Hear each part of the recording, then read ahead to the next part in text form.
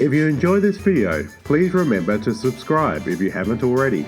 And if you like what you see on my channel and would like to support me on Patreon, click on the link below.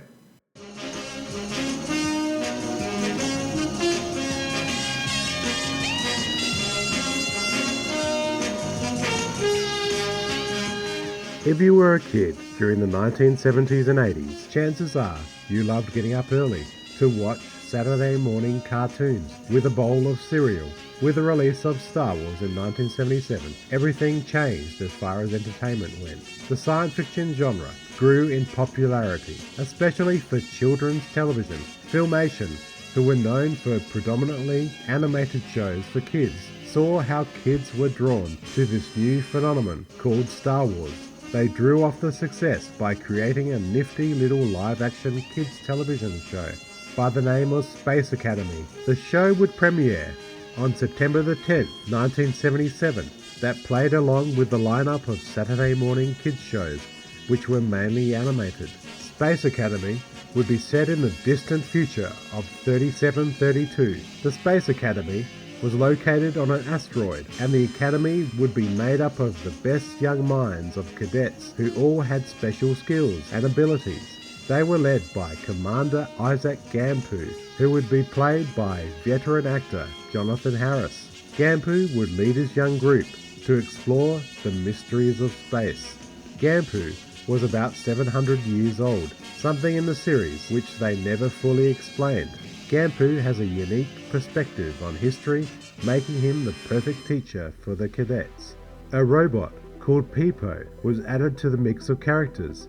Peepo was a radio-controlled machine. We have 1 minute, 47 seconds to intercept meteor. Voiced by Erica Scheimer, who was the daughter of the show's producer. Peepo would truly identify Space Academy as a kids' show. An added character of Loki was brought in. Loki was a young orphan who was discovered on the dying planet in the first episode, titled The Survivors of Zalon. Loki could teleport and could see well beyond the visible spectrum, although in the series Loki would rarely use his talent and ability. The idea for Space Academy originated from producer Alan Duchovny.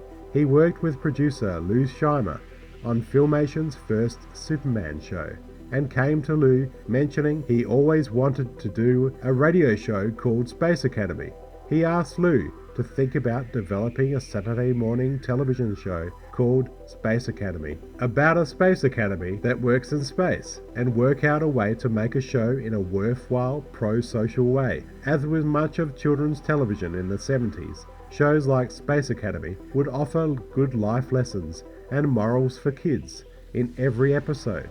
Most of the villains the Academy encounter are most of the time anti-villains, and throughout the series usually change their evil ways and become good at the end of an episode. The cadets of Space Academy would go on from being loners to one big family who stuck together when trouble arose. As the students encountered members of extraterrestrial races, they came to have a further understanding and wisdom about the universe. Actor Jonathan Harris was hired to play the character of Commander Isaac Gampu, who would do the narration for every episode of Space Academy.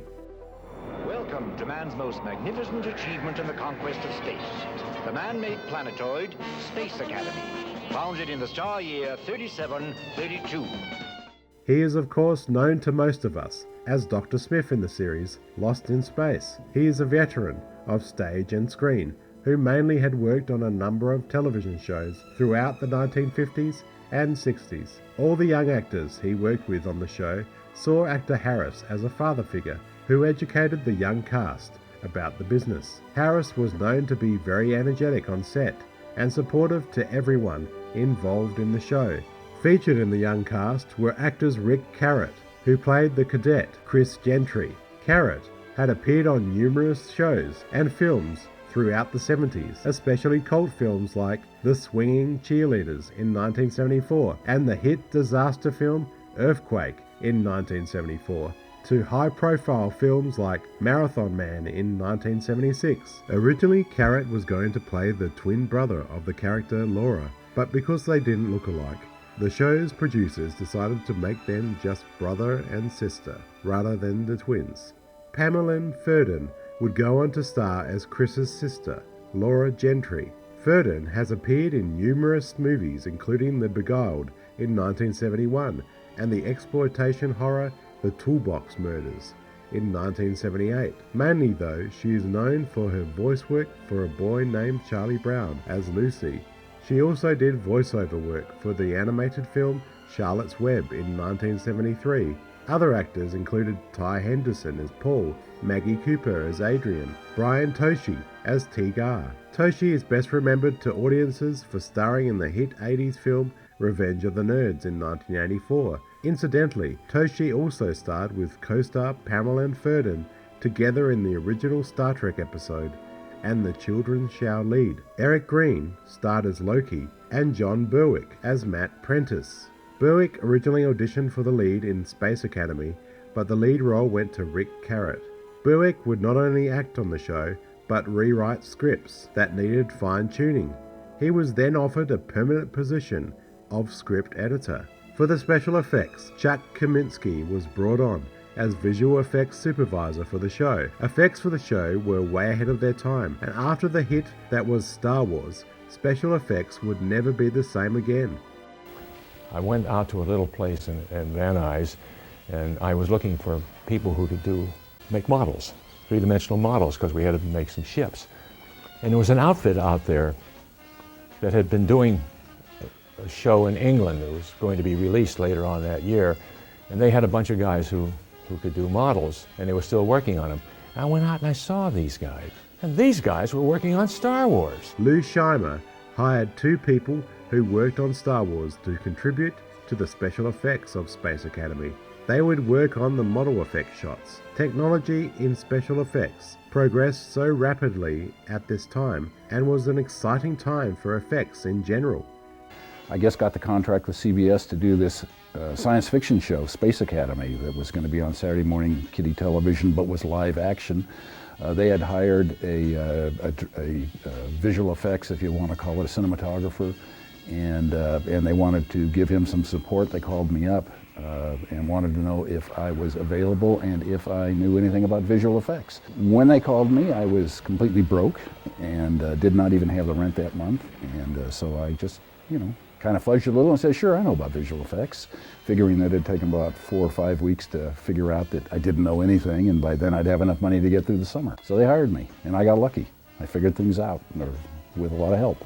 The spaceships commonly seen in the series were called Seekers and were used very much like a spaceship version of a van or bus. The model for the Seeker in the series was actually a scale model of Arc 2. Arc 2 was the earlier live-action show for Filmation. In fact, the Seeker's nose was reused as a prop from the series Arc 2. Space Academy would also make good use out of stock footage to lower the cost. The opening title sequence in the show features a couple of space explosions, but the show rarely blew things up. The show was shot at Filmation in a warehouse in the Valley in LA over 2 months. Space Academy was a show unlike anything on TV at that time, and was a precursor for shows like Battlestar Galactica and a number of other shows set in space. Space Academy was a major hit, but was unfortunately short-lived and only lasted 15 episodes. A set of 8.5-inch action figures was produced for the show. In 1978, a spin-off series was made called Jason of Star Command, which lasted for 2 seasons.